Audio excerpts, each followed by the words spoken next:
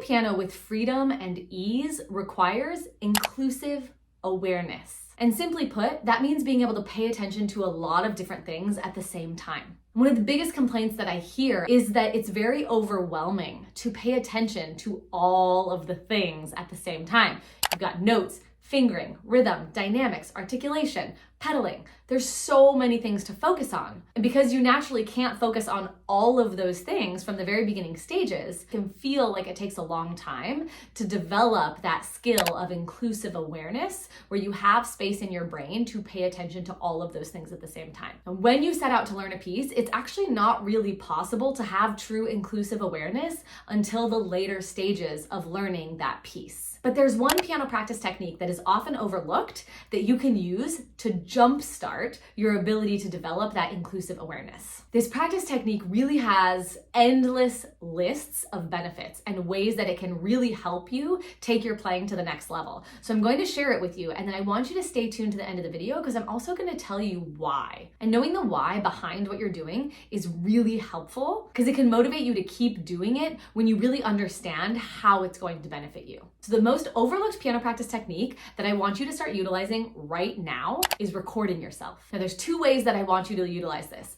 I want you to actually record your piano practice, and I also want you to record yourself playing through your pieces. So let's talk about recording your practice first. The first thing that happens when I tell someone that I want them to record their piano practice is they panic. And rightfully so, because instantly when they think about recording their piano practice, they automatically level up everything they're doing, right? If you're doing things in your piano practice that you know are not serving you well, but you're just kind of like doing them because they're easy, or you're in that routine of doing them, like just playing through your pieces over and over, or going too fast, or not stopping to fix your mistakes, the idea of all of a sudden having to record yourself practicing and potentially like show it to someone else makes you stop with all of that BS, and it makes you increase the quality of your practice. So next time you sit down to practice, turn on that record button and take a video of your piano practice, and you're gonna be totally blown away by how much more thoughtfulness you're bringing to your practice and how much more you're paying attention to what you're actually doing during your piano practice.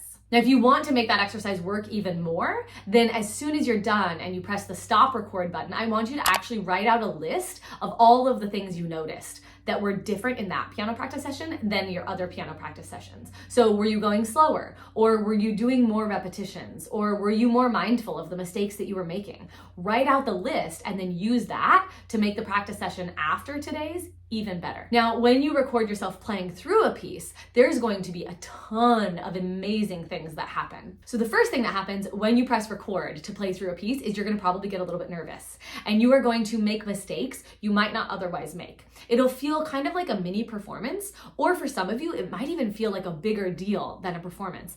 And that's totally okay, and actually that's the intended effect. When we mix things up in our practice and we make ourselves a little bit nervous, or we do something to amplify the experience of playing through a piece, it mimics what a performance is like. And it gives us a chance to practice the skills that we need to cope with those nerves, and the skills that we need to be able to play through the piece beautifully anyway, even if you're feeling a little bit nervous about recording yourself.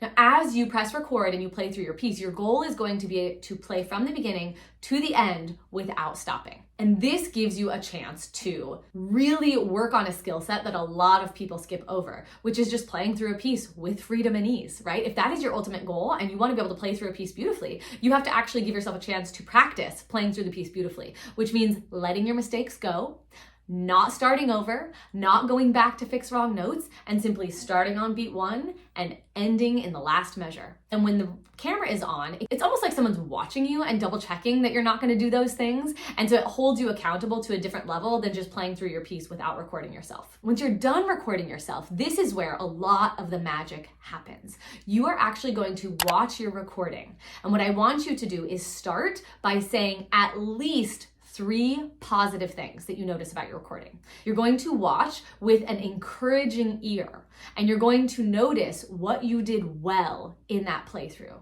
Now, the cool thing about this is that it allows you a high level of inclusive awareness because you are actually hearing yourself play, but you're not actually using your brain to play at that exact moment. You're getting to listen after the fact. So you're seeing yourself, you're hearing things you wouldn't otherwise hear, you're seeing things you wouldn't otherwise see, but you're not using all of your brain to play at that exact moment. So you can think about it a little bit more objectively and pay attention at a much higher level of detail. So once you've gone through and you've listed out at least 3 amazing things that you did well or more, then you're going to check in on a couple of key points. I want you to look at your technique. How do you look when you're playing? Do you look tense? Does it look like your shoulders are up to your ears? Does it look like your piano posture is correct? If not, take note so that you can adjust it in your piano practice and the next time you record yourself. I want you to notice where the mistakes happened, and you're not gonna notice and berate yourself or use it as an excuse to tell yourself how awful you are. You're gonna notice where the mistakes are and you're gonna circle them in your music. And those are gonna be the areas that you focus on first, front and center, the next time you sit down to practice. After that, you're gonna go through and you can listen as many times as you want. Pedaling, fingering, rhythm, dynamics. You can listen for anything that you are working on, and you're going to notice different things than when you're actually playing through the piece because your brain is not involved in actually producing the sound at that exact moment when you're just listening to a recording. And the other thing that's gonna happen is you're gonna develop a really active ear, because in listening to a recording, like I mentioned, you're listening at a higher level, and so it actually helps you really tune in to the art of active listening and paying attention in that way that you might not be able to do when you're playing through your piece. Now, I could go on and probably talk for hours about the benefits of recording yourself, but go ahead and give it a try, and I want you to jump in the comment section and let me know if anything in this video stood out as a huge aha for you, or once you give it a try, let me know how it works out for you. Now, if you're not already signed up for my one-time exclusive 6-week piano class that's called Secrets to Sight Reading that starts on July 11th, you're going to want to reserve your spot right now. At the time of recording this, there are only a handful of spots available. I've capped enrollment to 25 people because it's going to be a very intimate, high-touch class where I actually talk to you face-to-face and ensure that your sight reading skills are leveled up by the time this 6 weeks is over. And so I'll include that link in the description below. And if you're not already a part of the free Facebook community, go ahead and join that. Get your booty over there. It's an amazing group of people. We do live events, Q&As, and there's a lot of content in that group that I don't post here on the YouTube channel. You can do that right here on the end screen. Happy practicing.